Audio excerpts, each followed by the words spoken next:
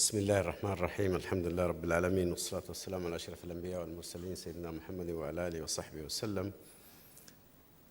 I was planning to prepare this presentation in Indian when the program was supposed to be held in India, but now it's in Dubai, so I'll speak in Arabic. Is it fine with you?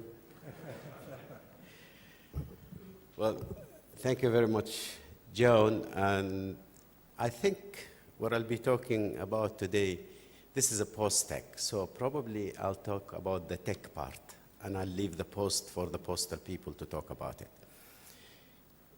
And I'm going to talk about the future, which is very close. It's just in the next exit, which we have to face. We have been, a lot of people in the postal industry have been doing a lot, but unfortunately, it is in the background. And this morning, I was chatting with the people at KPMG, and it looks like many of the innovative people and people who are doing serious work in the future of post are thinking this way. I'm sure that every postal organization, they have one of the the best high-tech sorting machines, the best probably computing machines, the best networks. But is the customer seeing this or touching it or feeling it or realizing that the post is a high-tech organization? I think no. And I think even technology companies like hardware manufacturers, software developers, don't look at us as a high-tech organization. We are a service organization. So I'm trying in this presentation to take a look at the future and how people are looking at us and what should we do in order to be visible, to be able to communicate with each other and with our customers. So what do I do to move my slide?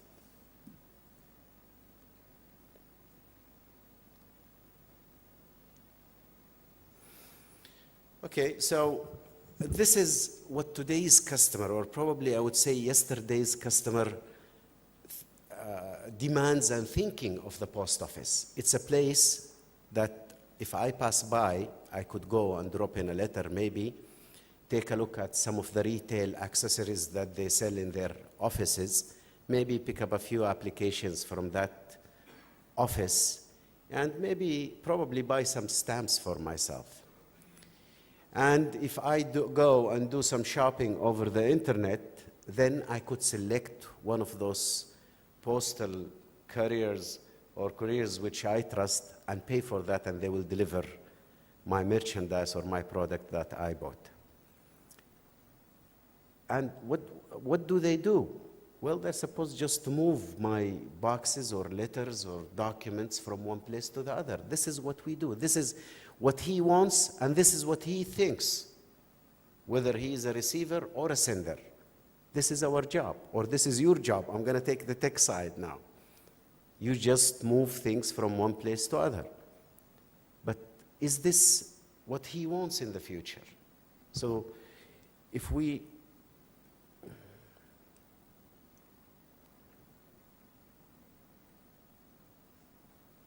which one? Sorry about this, but now this is what I think of the future customer thinking. We have people now who would go ahead, excuse me, and order their pizza from Pizza Hut by email. They may also tell Pizza Hut, please send your pizza as an attachment. This is what they want. He would think that it's the internet. But the guy tells him, sorry, I can't send it as an attachment. You have to come and pick it up, or somebody must pick it up from there. By the way, I tried to find some of the things that would speak our minds and where the future is going. Similarly, about addressing. So it's a matter of business here, security, or government, e-government. The future is going to be different. Security people, when they ask about an address, they'll get an email because this young kid doesn't know his address. He knows that he is new at xyz.com or .net or whatever. This is his address. So we have to work very hard as postal people to connect our addresses that our kids know now, and this is their address in the future, with the address that we know at this point. Although we should expect that somebody who sits down on his computer to fill in an application for a passport, he's just glaring at the screen, waiting for the passport to come out of this screen, and he would get it without extra efforts. So these are the future demands of customers. Can we really satisfy these demands? And what should we do in order to be able, as Post, to participate in this future?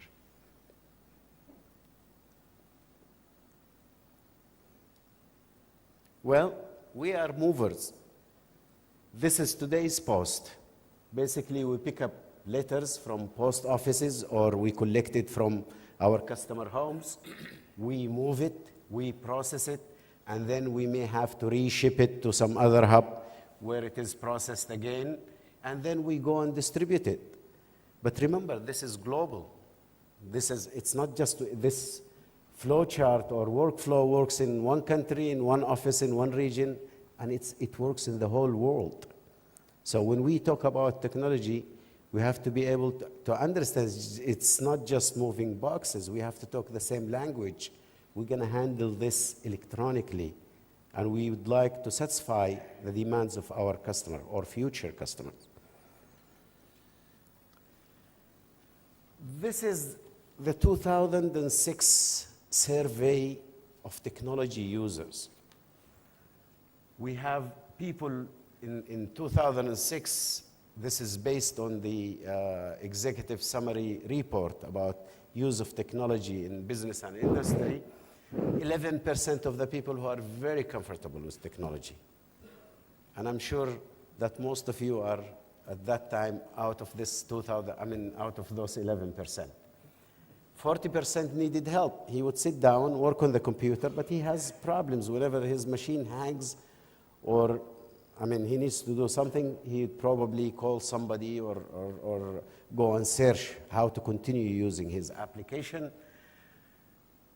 And 27% or 30% having significant difficulties in using it. He is just scared sitting on that chair looking at this computer. He doesn't know what he is doing in there. And 9% feel that he would have been in a better life without this computer. He doesn't feel comfortable at all. I could do it better than the machine. And that's what he thinks. Unfortunately, many people I know in our industry think that we could do it better than the machine can. But it's not true. And of course, 13% of the people were they were not in this survey. But if we look at the 2009 survey, that's 3 years after the 2006, it's the same pie chart, except that we have different numbers. Now we have 40%, that's 2 years ago, 40% of the people have no problem in using IT. And we have 30% only who need help. And those are all right because they are comfortable using technology, but probably they need some help in continuing using the technology. And 11% having difficulties using it. By the way, it's a little bit different numbers, but I tried to use the same chart without modifying the number to see how things are moving towards the future. And 13% cannot keep up with technology, which is an increase of the 9% which was there. But this is as the train goes faster, there are people who would jump into that train, and there are a few people who would stay back, cannot catch up with this train. Now, this is what our future customers. Well, this kid asking his father, why do we have 5 fingers, but the mouse has only 2 buttons? Because the guy that only deals with computer. This is my kid. This is your kid now. Why do I need 5 fingers? Unless they're going to make a 5-button mouse in the future. And the young Indian guy asking his mother, you gave me a name, but no password. So the guy think, I mean, everybody should have a password to access. This is the way we have to look at the future of our customer, I mean, our future customers. And everything is just a screensaver. This is a very nice screensaver that I would say here. And with animation, people coming in and going out. Now, if we really take a close look at what's going on and where we are going, I think we can understand our customer. Our customer is not the sender who comes and pay the money. Our customer is also, more importantly, is the receiver who is waiting for his parcel or letter or item or document to get to him. He would be following that item once it was put in the post office or at the door of his house. And he knows, he keeps tracking. Greg knows about something that we are doing with them in Wasl. You know, customers order something from Amazon. In 5 minutes, they call him. Well, I did not receive my product yet in Saudi Arabia. So this is the demanding customer. This is the future customer that we are going to have. So what should we do? Well, it's very interesting that in all the services, whether it is government service, business service, security service, any kind of service, people think of the post as the organization which would deliver the item. Now, most of them know that if something goes wrong, they would blame the post. It was lost in the mail. We sent you your passport. We sent you your license. But what is our role? Is it really just delivering this? I think the future would have to get us involved totally in this process. If we take a look at any service, it is basically customer management, the service management or the business management itself, and then probably there is a form of payment for this service, and the shipping, the guy who is going to deliver this back to the customer at his house, or probably pick up some documents from him at the beginning, process these documents, and then deliver it to him. Now, and the major problem, really, it's in the delivery itself. The concept that we look at, which applies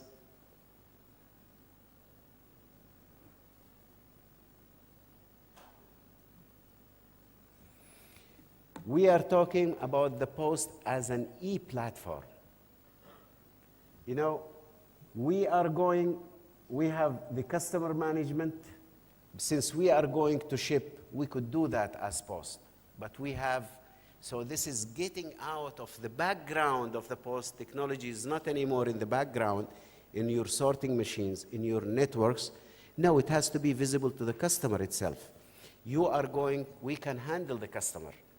We can take his order, we can take his application, we can answer his questions whenever, because we are going to ship it. And then we can also, if payment is required, whether it is a merchandise, a product, a document, or anything, we can take this payment ourselves as the post. And then probably we could do, that should be service management over there. And we do the shipping ourselves. So the only thing in that service is really doing the actual service by our, I would say, client. If it is a government organization, I could be the post. I receive your electronic application. I go and pick your documents from your place. Still, the government is not involved. And I take the money from you if it requires some money that you have to pay. And then I take everything complete to the government. They process it and I take it. So we should go to the front end there, and that's where where the post should go, where it is going. We are going to do this in e-government. We are going to do it in e-business. We are going to do it in all the services. Otherwise, people would continue to think of you as box movers. We are not. We are high-tech, and we are here in PosTech to understand this and to work on this. We understand our customer and the way they think.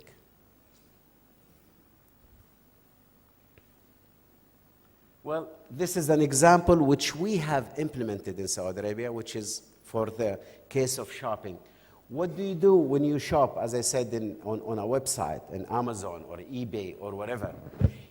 You go ahead and order from the shop itself. The shop has a computer center. It has a web service, whether it is hosted or whatever. It has customer service. And it's also managing the store itself. You buy everything from the store, and then you pick up your shipping method, and they send it. And as I said, the suffering actually in the shipping process. Now, who could be then an e-shop? Only the big ones. People who can manage customers, people who have huge computer centers, and people who have technology, and people who have connection to the banks and can do e-payments. And the post is just the shipper. With the concept that we are promoting in what we called the e-mall, we really can have every shop on the internet, even the small pizza, local home managed pizza place could be on the internet, because we as the post really make the offering, take your payment, and then send somebody to buy the pizza and just deliver it to you. This concept, and with this concept, we have been able to put almost all the stores in Saudi Arabia on the e-mall. This way, you don't, even in the remote areas, in the high mountains, where people really doing some crafts, handmade crafts, which they sell usually in only big events that happens in Saudi Arabia, you can now go to our e-mall, buy this small ornament which is handmade. Everything is processed by the Saudi Post technology. Our delivery man will go and pick up this small piece from this guy, which is cataloged in our systems, pay him, take it to the post office, send it to you, and deliver it to you at your place. So every shop could be an e-shop with this concept, and every government could be an e-government with this concept. This is our e-mall. By the way, it has a different face now, but this is an old slide. Please visit it at emall.com.sa. It's not stopping there. Now it's becoming not an e-mall, it's a global mall, because you not only buy from Saudi Arabia, but you can buy from a lot of countries, particularly the United States, with the same concept that we handle everything. We get the product and we deliver it to you. This is what you want as a customer. You see the technology, you see Post as a high-tech organization that can handle you, and we deliver it on time. It's a bigger concept than an e-mall that we are working with. It's a virtual mall. It's a virtual global world mall, where we hope that you go the first floor, you go to Saudi Arabia, where you see all the shops.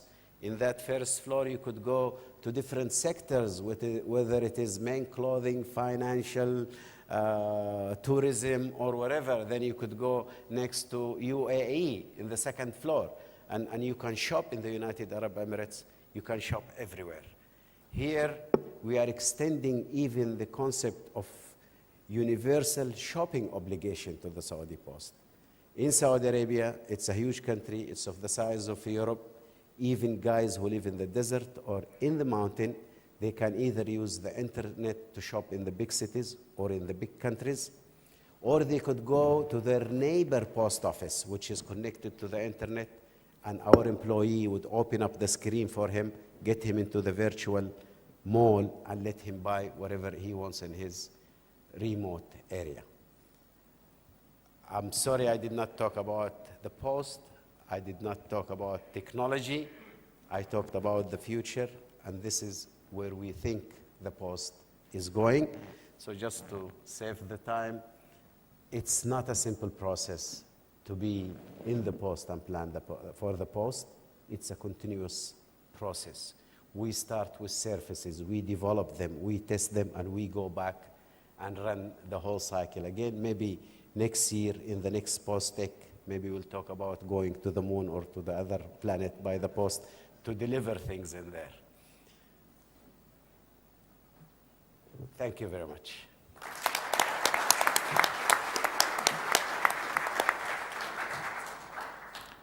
Thank you very much, Dr. Benten. As ever, I think you challenged us in the audience to think hard and long and deep about the role of this thing we call post in the future.